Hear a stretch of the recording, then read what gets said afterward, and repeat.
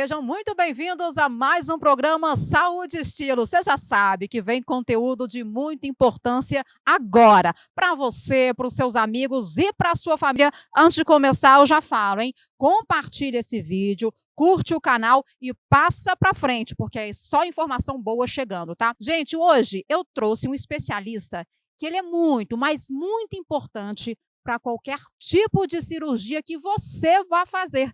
Já sabe quem que eu trouxe aqui? Eu trouxe um médico, ele é anestesiologista. Olha só, gente, todo mundo, antes de fazer uma cirurgia, tem que passar por uma consulta com ele para entender o tipo de anestesia e para ser uma cirurgia a mais tranquila possível. Por isso que eu trouxe ele, um especialista muito competente, conhecido aqui em Belo Horizonte. Daqui a pouco eu vou falar o currículo dele para vocês. Deixa eu apresentar ele primeiro. Seja muito bem-vindo, doutor João Milhomens. Obrigada pela sua presença, viu? Boa tarde, Ana. Muito obrigado pelo convite.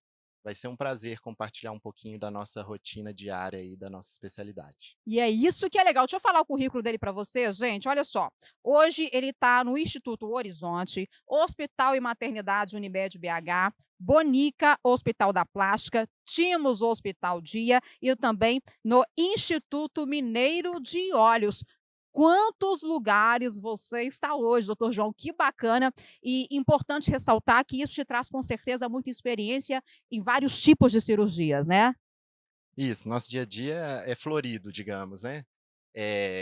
Nós participamos de praticamente qualquer tipo de procedimento cirúrgico, né? Sim, É claro que a gente focou mais em algumas áreas, sim. mas estamos aí pronto Tentando para... ajudar ao máximo a quem vai passar por uma cirurgia, né. E Exatamente. o interessante, gente, que antes aqui do programa começar, a gente estava conversando, o doutor João trouxe aqui que antigamente não era comum, o paciente passar por uma consulta com anestesiologista, né, ele já chegava ali, no bloco cirúrgico e conhecia o médico lá. Hoje não, hoje tem-se o hábito de marcar uma consulta, né, é uma consulta pré-cirúrgica, então você, como paciente, já conhece quem vai estar ali te monitorando e te anestesiando. E quando a gente fala em anestesia, a gente fala também em sedação. E é isso que o doutor João vai explicar para a gente. Doutor João, então, quer dizer, hoje em dia, marcou uma cirurgia, seja ela qual for, o paciente vai passar por uma consulta com você, é isso? Isso, qualquer procedimento anestésico e ou sedação, né? Sim, Que também é um procedimento anestésico, sim. é muito importante que o paciente faça essa avaliação pré-anestésica conosco, né? Que Tá. a oportunidade que a gente vai ter de conhecer um pouquinho a história do Sim, paciente, sim, fazer uma anamnese, saber as medicações que eles usam, sim, possíveis alergias, sim. né, conhecidas. O passado anestésico cirúrgico dele Ah, também é é? muito Tem isso importante, também? né? Porque, por exemplo, pode acontecer do paciente não ter reagido bem a um tipo de anestesia? É mais ou menos isso ou não? Ou uma intercorrência cirúrgica ou intercorrência anestésica prévia, é claro que a gente tem que levar em consideração, né. Tá, entendi. E, fazemos um exame dirigido também, um exame físico dirigido, exame de vias aéreas, né, para a Aham. gente prever ou não, a gente consegue prever ou não uma via aérea difícil para intubação, Ah, eu não sabia que tinha esse tipo de análise. temos. E quando a pessoa tem, por exemplo, ali uma via aérea mais obstruída, digamos assim, pode ser um desvio de septo, por exemplo, que pode dificultar qualquer coisa nesse sentido? O desvio de septo Dá para menos, né, fazer? mas, geralmente a gente olha abertura de boca, né, Ah, gente. mobilidade cervical, Hã. as estruturas que a gente consegue ver ali, a capacidade de prognar a mandíbula Meu também é um preditor, Deus, né. eu não E quando o sabia. paciente apresenta, preditores ou algum preditor ou preditores de via aérea difícil, a gente já se prepara com uma estrutura melhor para entubá-lo, ou Que isso. fibroscópio, ou Sim. videolaringoscópio, a gente já vai armado, entre Olha que aspas, né. importante. Então, quer dizer, antes, quando você me falou ali que não havia essa consulta, poderia haver um risco maior, então, de só no bloco cirúrgico você descobrir se haveria alguma dificuldade, é isso? Isso, aí chegou no bloco cirúrgico, induziu anestesia geral, a hora que chegou lá para entubar, via aérea difícil. Aí Ai, era aquele transtorno, né. gente. Hoje a gente consegue prever isso muito bem. apesar de algumas vezes alguns pacientes nos surpreenderem, mas É. são minoria, né? Ah, e deve ter assim, e o paciente às vezes ele pode omitir alguma informação importante, isso acontece? Alguma medicação, ele quer muito fazer a cirurgia, e aí de repente ele não conta o que que ele está tomando, isso pode acontecer também. Acontece e isso é muito importante. A avaliação pré-anestésica também é direcionada para isso, Sim. para a gente suspender as medicações que o paciente precisa suspender. Hoje, no dia a dia, nos dias atuais, é muito comum os pacientes usarem aqueles remédios para emagrecer, né, que são antidiabéticos, Ou tipo Ozempic, Ozempic. e o Ozempic, atualmente, pela orientação da nossa sociedade brasileira, ele tem que ser suspenso 21 dias antes, porque ele aumenta Olha, muito o risco de aspiração broncopulmonar meu durante. Deus! Não, e olha, importantíssimo falar isso, gente, porque o Ozempic hoje está super, digamos, na moda, né, tá em alta, muitas pessoas que não têm diabetes utilizando como uma via de emagrecimento, e quer dizer, ele pode oferecer risco até para essas pessoas que às vezes querem fazer uma cirurgia estética, uma abdominoplastia, qualquer tipo de coisa, quer dizer, tem que parar 21 dias antes, é a importância, viu, gente, de falar a verdade nessa consulta, porque realmente faz toda a diferença. Agora, o paciente, muitas das vezes, ele quer escolher o tipo de anestesia, isso ocorre? Ana, é frequente, tá? Eh, Agora, o tipo de anestesia vai depender de muitos fatores, né? Sim. A técnica anestésica, a gente tem algumas contraindicações para fazê-las dentro das diferentes técnicas, Aham. e uma delas é uma contraindicação absoluta para qualquer técnica anestésica, é a recusa do paciente. Se o paciente chegar para você e falar: "Eu não quero tomar anestesia geral", aí Gente, você isso tem que acontece? acontece. Ou: "Eu não quero tomar hack, porque eu tive dor de cabeça". Sei. E aí como é que faz? Você propõe uma anestesia que vá pelo menos ser mais compatível com a cirurgia? Ou não faz a cirurgia? O que que faz nesse caso? Tem casos que a gente precisa fazer anestesia geral, né, e não tem Ah, e não jeito, tem como né. fazer a cirurgia então? Aí se for uma cirurgia eletiva, tem que Meu adiar, né, Deus. até o paciente, Entender e entender aceitar. que é importante, né. Pois é, agora por que que há essa questão, assim, esse medo de muitas pessoas com relação à cirurgia à anestesia geral? Eu vejo muitas pessoas comentando: "Ai, meu Deus, mas é anestesia geral, eu tenho medo de não voltar". Por que que ainda existe esse medo? E realmente, quais os riscos de uma anestesia geral? Ana, esse mito criou-se há um tempo Sim, atrás, o pessoal ainda tem muito medo, né, mas assim como toda medicina, a anestesiologia evoluiu muito, né. imagino sim. E hoje a gente tem o paciente praticamente na mão, né, durante a anestesia geral. A gente consegue monitorizar o paciente inteiro, Tá. temos um controle da via aérea, então eu posso te dizer que a anestesia geral é muito, muito segura. Muito segura. Agora, antigamente, né, antes de toda essa evolução, com certeza o risco deveria ser muito maior. Até para você não ter o conhecimento total do paciente e também de não ter ali todo o monitoramento necessário, né. Acho que o principal fator para isso foi a evolução tanto das drogas anestésicas Ah, que a sim. gente usa, né, quanto da nossa monitorização, intraoperatória, né, Aham.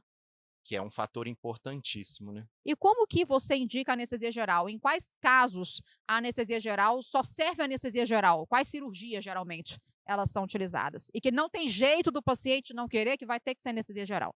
Por exemplo, algumas cirurgias. Hoje em dia é muito comum as cirurgias laparoscópicas, né, por vídeo, É anestesia geral? é necessariamente anestesia Ah, geral. Os pacientes não toleram a insuflação, daquele gás que expande o abdômen para o cirurgião ter um campo cirúrgico pelo vídeo, né. entendi. A Então, gente fizer um bloqueio periférico, por exemplo, um bloqueio de neuroeixo, a gente não consegue dar uma analgesia necessária quer dizer, para o a cirurgia paciente. ela pode ser simples, mas pode precisar de uma anestesia geral. Não necessariamente uma cirurgia, mais complicada, ela vai ser anestesia geral, é por aí. Então não existe uma ligação, quanto mais complicada é anestesia geral, não, é meio que é o tipo de tolerância que você acha que o paciente ali não vai conseguir ter, é tipo isso? Isso influi também. Eu acho que o anestesista escolhe a técnica anestésica Hã. A escolha da técnica anestésica influi em muitas coisas, mas a gente tem que sempre escolher a técnica anestésica que vai permitir uma recuperação mais rápida do paciente, Aham. uma mobilização mais rápida, uma volta mais rápida às suas atividades normais, né. É esse Aham. nosso principal objetivo. Com certeza. E algo interessante também que eu falei no início, você como anestesiologista, você cuida também da parte de sedação. Então não é só a anestesia em si, mas a sedação. Qual que é a importância, por exemplo, na anestesia geral não tem sedação, ou tem? Na anestesia geral não tem sedação? A gente chama de indução anestésica, né, na anestesia geral. A gente faz uma indução anestésica, o paciente dorme e ele fica paralisado também com o que a gente chama, são Sim, bloqueadores neuromusculares, tá. vulgarmente chamados de relaxantes musculares. Então ele fica totalmente Ah, paralisado e dependente da ventilação mecânica também. agora a sedação mesmo vem nos outros tipos de anestesia, em que o paciente, na maioria das vezes, pode ser anestesiado da cintura para baixo, e aí ele precisa realmente relaxar, mas ele chega a dormir não, assim? Existem alguns tipos de sedação, sedação consciente, em que o paciente até conversa com É a gente dá mesmo? aquele conforto, né, que a gente Hã. chama de sedação consciente, que é importante. Às vezes o cirurgião faz uma anestesia local, a gente faz uma sedação consciente, em alguns casos, Ah. ou a gente ceda o paciente para tirar aquele É ansiedade, isso que eu ia aquele falar. ansiólise, né, Aham. fazer um ansiolítico, aí performa o bloqueio de neuroeixo, por exemplo, uma peridural ou uma raquianestesia, e o paciente, por exemplo, se a cirurgia for ortopédica de joelho ou quadril, a gente geralmente faz isso. A gente atua com o bloqueio de neuroeixo, da cintura para baixo, Aham. e uma sedação para o paciente ficar confortável durante o procedimento. Agora, se o paciente for mais agitado, com certeza a sedação consciente não funciona. Pode acontecer também, às vezes, o paciente começar bem e ficar agitado durante. E aí você consegue modificar, então, de uma sedação consciente para uma sedação mais profunda. Isso é possível. É possível aprofundar a sedação, sim, Aham. e em última hipótese até transformar em anestesia geral, né. Ah, consegue então reverter. Conseguimos. Mesmo que ele esteja anestesiado da cintura para baixo, consegue fazer uma anestesia geral, então. Isso, a gente complementa com uma anestesia geral. Gente, olha a importância do acompanhamento de um profissional durante uma cirurgia, um profissional, né, de um anestesiologista, quer dizer, é de extrema importância. Sem vocês, a cirurgia ela pode não ser bem-sucedida, eu não acho que nem acontece. Então, olha que importante, gente, isso. E assim, quais são os riscos de qualquer tipo de anestesia, apesar de serem muito pequenos, né? Existem, por exemplo, você falar assim para mim, pacientes com perfil X, esses pacientes, não podem tal anestesia. Existe esse perfil traçado, assim? Ana, vou dar alguns exemplos Por básicos. favor. Por exemplo, o paciente que usa usuário de anticoagulante, chega para a gente para uma cirurgia de urgência, por exemplo, usando anticoagulante, a gente muitas vezes não pode performar a anestesia, o bloqueio de neuroeixo, ou a raque ou a peridural, com risco de fazer um hematoma, na região da Sim. coluna ali, da Ah, meu medula, né, e Deus. causar um transtorno muito muito complicado para ele. Aham. Sobre riscos, o pessoal, igual a gente falou lá no início, o pessoal tem medo da anestesia como um todo, não só da anestesia geral, né. Sim, sim. Muitos pacientes chegam pra gente no consultório: "Doutor, eu tenho medo da anestesia, eu não tenho medo da cirurgia", É, eu já ouvi né. demais isso, já ouvi demais. E, eu vou voltar, assim, nos scores de risco, os scores de classificação de risco para cirurgia, eles levam em consideração Aham. o tipo de cirurgia, cirurgias de grande porte, médio porte e pequeno porte, Tá. né. Cirurgia de grande porte, por exemplo, a gente tem as vasculares, grandes cirurgias vasculares, cirurgias torácicas, eh cirurgias, abdominais intraperitoneais, né, que a gente chama, elas são classificadas como cirurgia de grande complexidade. Isso é um fator. Os outros fatores são ligados geralmente ao paciente mesmo. Doenças, cardíacas, Pressão alta também? cardiovasculares. A pressão alta controlada, ela não Controlada. entra como um grande fator de risco. Mas se não tiver controlada, aí também não tem como, né? Se for, a gente geralmente entram como fatores de risco: insuficiência cardíaca congestiva, falência renal, história de doença cerebrovascular, né, AVC prévio, Gente, né? olha O isso. diabetes insulino-dependente também entra com um grande fator de risco. Então, o que que a gente vê, Ana? A gente vê que a maioria dos scores de estratificação de risco da cirurgia não incluem a técnica anestésica, Não, né? não incluem. Isso. Inclui o histórico do paciente. Incluem o histórico do paciente e uma coisa fundamental em todos os scores é a capacidade funcional do paciente. Ou seja, aquele Ah, paciente que consegue ter uma atividade, caminhar, subir escadas, já tem uma capacidade sim. funcional razoável, e isso também é um fator Ajuda. muito importante para a estratificação de risco nos procedimentos cirúrgicos. E onde que a anestesia entra aí? É claro que a gente tem que, igual eu falei, a gente tem que escolher. A gente pode atuar no pré-anestésico, daí a Sim, importância da avaliação pré-anestésica. com certeza. Onde nós vamos atuar no pré? Nós vamos atuar nos fatores de risco modificáveis, né? Aham. Por exemplo, um paciente que chega para você para uma cirurgia eletiva e tem uma doença cardíaca descompensada, nós vamos tentar compensar ele antes. Até chegar o dia da cirurgia. Isso, ou tem uma anemia, nós vamos corrigir antes. Ou é um paciente Oh, que tem um DPOC tabágico, está descompensado, uma asma cheio de crise, nós vamos tentar compensar isso antes. aí passa por uma nova avaliação antes da Isso, cirurgia. Aí só faz a cirurgia se isso, tiver realmente tudo no isso. jeito. A apneia obstrutiva do sono é um A fator muito apneia! importante, é que A a gente apneia! tem que tentar corrigir nos pacientes no pré-operatório, né? Gente, eu não sabia que era um Enviar para a fator. medicina do sono, às vezes iniciar o uso do CPAP. Sim, eu não sabia É muito disso. importante. A longo prazo pode trazer consequências terríveis, né? Insuficiência cardíaca do coração direito, né? Do ventrículo direito sobrecarregado. Aham. A longo prazo é muito deletério. Para quem não sabe, gente, a apneia do sono, ela é uma interrupção, né? Talvez várias vezes durante a noite do paciente. São às vezes pacientes que roncam muito, né? E então, assim, isso interfere muito na saúde do coração, principalmente, né? Muito, muito, muito. A curto prazo é aquele paciente que está cansado. Nos Estados Unidos, É, eles falam muito que aumenta muito o índice, o gasto, né, médico, né? Aumenta o índice de acidente doméstico, acidente de pelo trânsito. cansaço, que a O consequência é o paciente não cansaço. dorme, né? Ele não chega No no sono sono profundo. repousante, né? Em um Olha. sono picado. Então, o paciente que passa o dia cansado, podendo causar acidentes, então eles dão muito valor para isso na América do E Norte. tem gente que não sabe que tem apneia do sono, né? Aí você não tem como, naquele momento, diagnosticar, né? A Outro, gente sempre faz, na nossa rotina, a gente sempre faz um questionário que a gente chama de stop bang, que é a gente faz algumas perguntinhas para o paciente sim. e a gente classifica ele com risco ou baixo risco ou risco alto de apneia obstrutiva do sono. Quer dizer, ele não sabe que tem, mas os sintomas que você pergunta ali, ele vai falar que tem, e aí você consegue associar Exatamente.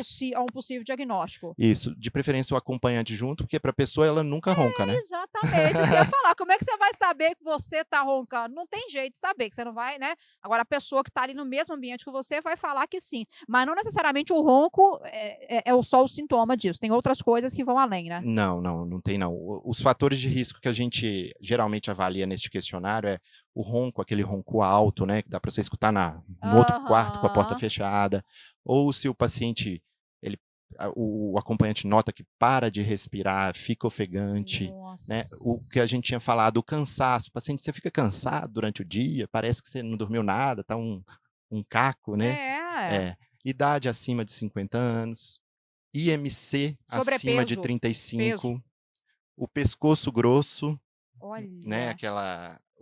a circunferência cervical Sim. mais alta e sexo masculino. Olha, então quer dizer, quando você já bate o olho no paciente, você já consegue, ixi, esse tem uma tendência maior a ter isso ou aquilo, vamos investigar por esse lado. Assim, são sempre os mesmos exames ou é de acordo com o que a leitura que você faz ali, você sugere alguns exames? É muito personalizado ou são exames gerais? Isso, a medicina toda hoje a gente individualiza, né? Sim, sim. É bem interessante isso, esse leque que a avaliação pré-anestésica trouxe para a gente é muito importante. Como Eu sou evoluiu? fã de avaliação pré-anestésica. Lá no Não, Horizonte eu fico gente, muito no consultório, que sabe? legal isso. E é gratificante porque a gente não tinha esse contato, essa relação Com o médico-paciente, né. paciente, e foi o que a gente falou, nós vamos falar daqui a pouquinho mais. Só dar um recadinho antes, gente, falando de saúde, claro, né, você já sabe o que eu vou falar aí da Clínica Guarani, viu, gente? Já está aí há mais de 16 anos no mercado, com médicos conceituados que atendem nos melhores hospitais de Belo Horizonte e região. Tem estrutura de ponta, isso é muito importante. Atende por convênios particular. Ô, gente, tem desconto com pedidos de SUS. Você pode levar o seu pedido do SUS lá que você vai ter desconto. E lá você encontra tratamentos estéticos, médicos, dermatológicos. O atendimento é rápido, de qualidade e sensacional. Sabe por quê? Tem preços acessíveis. Então, entre em contato agora mesmo. Tem QR Code, tem telefone. Não perca tempo e vá logo cuidar da sua saúde de forma rápida, de qualidade e acessível. Voltando aqui, então, ao nosso assunto. Com relação você falou agora de marcar uma consulta, você estabelecer uma ligação ali com o paciente. Veja, gente, antes não tinha essa consulta, então você chegava lá no bloco cirúrgico, você não sabia nem quem ia cuidar da sua anestesia. Ou seja, quando você passa por uma consulta, você quebra esse gelo inicial, você consegue estabelecer uma confiança médico-paciente. Isso faz toda a diferença, principalmente no lado emocional. Acho que até para o próprio médico, né, doutor João? Para a gente é excelente também. Aham. Muito embora, às vezes, não, até pela lei não é obrigatório o anestesiologista que faz a consulta Ser o ser o mesmo. anestesiologista no dia. Ah, Mas, por exemplo, dentro de uma equipe muito organizada, igual nós temos no Instituto Horizonte, aham. na Timos e na Bônica também, nós temos nossas condutas muito justas, tudo protocolado, sabe, Ana? Então, a Geralmente atuação quem de um atende vai estar lá. pode ser que sim, pode ser que Ah, não, tá, mas as condutas da equipe, dos profissionais da equipe, num tá. geral, são todas baseadas em protocolos, né? Então é Ah, muito justo. Então, o atendimento que eu faria e que ele vai ter acesso à minha avaliação pré-anestésica, provavelmente seria muito, muito semelhante com qualidade igual ou superior, olha né. que Eu tenho importante muita isso. confiança nos meus Que colegas lá. bom, gente, olha que sensacional, né. Agora uma pergunta, assim, interessante, os efeitos, de uma anestesia, elas duram por um curto período de tempo, digamos, 24 horas após a cirurgia, ou existem efeitos permanentes que ao longo do tempo vão sumindo? Como é que funciona isso? Efeitos permanentes a gente nunca deseja, né. Sim, mas assim, pode Efeitos acontecer? indesejáveis, pode acontecer. Como, por Graças a Deus exemplo? são raros, né. Por exemplo, quando a gente faz um bloqueio, de nervo periférico, por exemplo, às vezes o paciente fica com aquela que a gente chama de parestesia, um tempinho, Formigamento? um formigamento que pode durar aí 24 horas, às vezes incomoda ele, né. Mas a gente faz pensando no bem, pensando na questão da dor no pós-operatório, que é um fator, assim, que limita muito a Com condição do paciente, né. certeza, com certeza. Agora, e esses medicamentos aí do pós-operatório já não é mais o anestesiologista, aí é com o médico. O anestesiologista faz parte do pós-operatório também, com relação à medicação? Nós lá no Instituto Horizonte, nós fazemos a visita pós-anestésica, Ah, damos tá. todos os auxílios para os pacientes no pós-operatório também. E Aham. temos uma equipe de dor aguda e dor crônica, que também atuam no pós-operatório com esses pacientes. Ou seja, hoje é possível sim, passar por uma cirurgia e praticamente sentir uma dor, digamos, leve, que talvez não seja possível 100% sem dor. Tem pacientes que até relatam que é muito da sensibilidade de cada um, né, mas a gente consegue entender então que é possível, amenizar cada vez mais qualquer tipo de sofrimento pós-operatório. É demais, muito, muito, e é muito importante. É o que a gente preza, inclusive, na escolha da técnica anestésica. Que pode interferir nessa questão da dor do pós-operatório, é Sim, isso?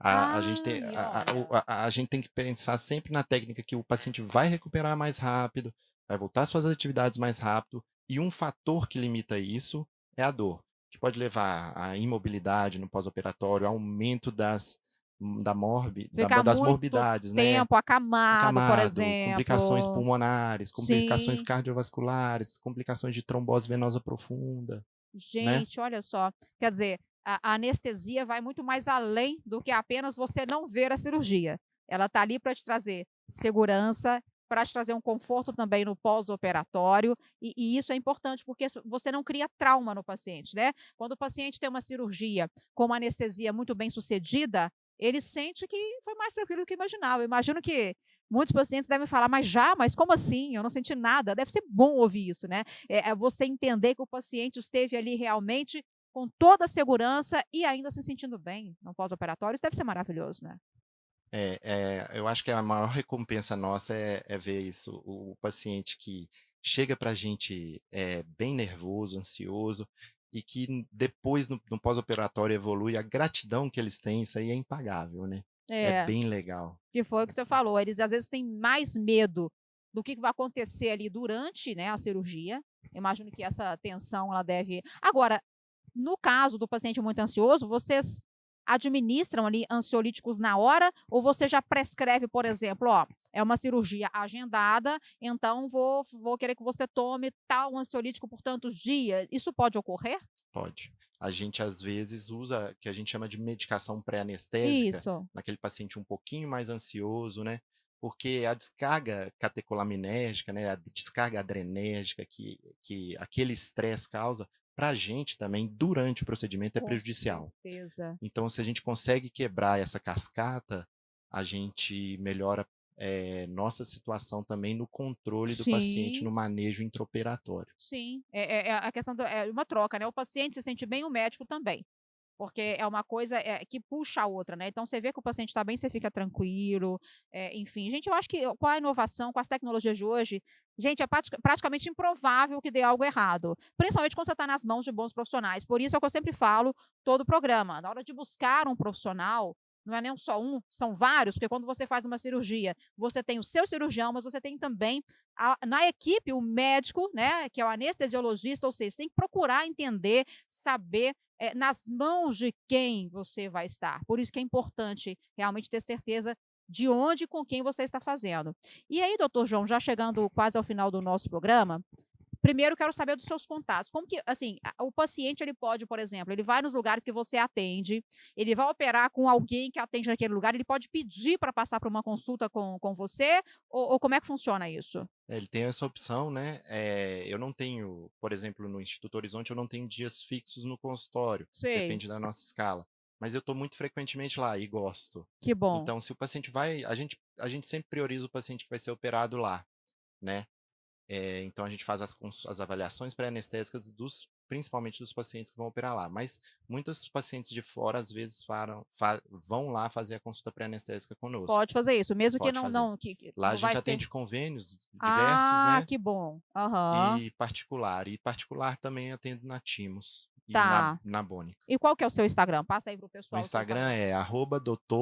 é @dr.milhomens, João sem acento. Milhomes, Escreve M-I-M-I. 1000 homens Mas é junto. junto, gente, é porque eu fiquei até na dúvida, é isso, é Milhomens. Grava esse nome, segue ele lá. Qualquer dúvida, de repente, né, manda um direct, pode procurar saber informações aí, que é um assunto que ainda, às vezes, não é tão esclarecido hoje em dia, né? Todo mundo sabe muito sobre cirurgia, sabe muito sobre qualquer tipo de procedimento, mas não sabe, afinal, como vai ser durante. E, gente, não deixa de ser um processo tão importante quanto a cirurgia em si, porque você precisa realmente, a gente entendeu hoje a importância de uma boa anestesia, de uma boa sedação, de um bom acompanhamento e monitoramento, para que o sucesso da cirurgia seja uma consequência. É por aí, né, doutor João? Por aí. E aproveitar, né?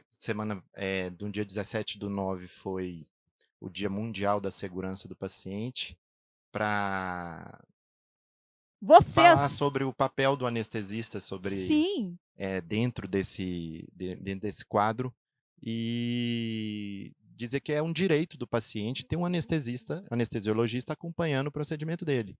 por Isso é um menor que direito. seja, viu, gente? Por menor que seja, inclusive, rapidinho dá para falar, até no exame, como uma colonoscopia, você pode ter ou deve ter um anestesista te acompanhando. Não é uma anestesia complexa, mas é uma sedação que é importante ter o seu acompanhamento, né? Exatamente. Porque a pessoa Todo às vezes acha, procedimento tem risco, né? é, E você tendo um anestesiologista com você, você minimiza, você deixa o risco daquele procedimento pequeno a quase zero, né? então não é só em cirurgias, mas também em procedimentos, gente. Presta bastante atenção. A pessoa pode, se ela for fazer um procedimento e ela entender que não tem um anestesista, ela pode pedir, então. Pode. Deve. Ah, deve. Adorei. Ó, que dica sensacional. Doutor João, olha, muito obrigada mais uma vez por ter compartilhado informações tão importantes, muitas vezes não conhecidas, mostrar que o anestesiologista, ele pode estar próximo sim do paciente, né? Ele pode ter aí esse contato inicial e que ele realmente é uma figura muito importante antes de qualquer procedimento ou cirurgia. Obrigada mais uma vez. Eu que agradeço o espaço para falar um pouquinho da nossa especialidade. Foi um prazer, foi muito legal o papo e falar com nossos pacientes que a gente fica à disposição sempre para ajudar em qualquer dúvida, que eles marquem a consulta para a gente ter um procedimento cada vez mais seguro e finais felizes, né? É o que a Adorei, gente doutor João. sempre quer. Muito obrigada mais uma vez. Obrigada também a você, né, que ficou com a gente até agora. Eu espero que vocês tenham gostado, viu que informações super importantes. Então passa para frente, compartilha, passa aí para sua família, para os seus amigos. Sabe de alguém que vai fazer uma cirurgia, alguém que vai fazer um procedimento? Manda esse vídeo lá para o pessoal, tá bom? E vocês sabem, né, que na próxima eu espero por vocês. Até o próximo programa Saúde e Estilo. Valeu!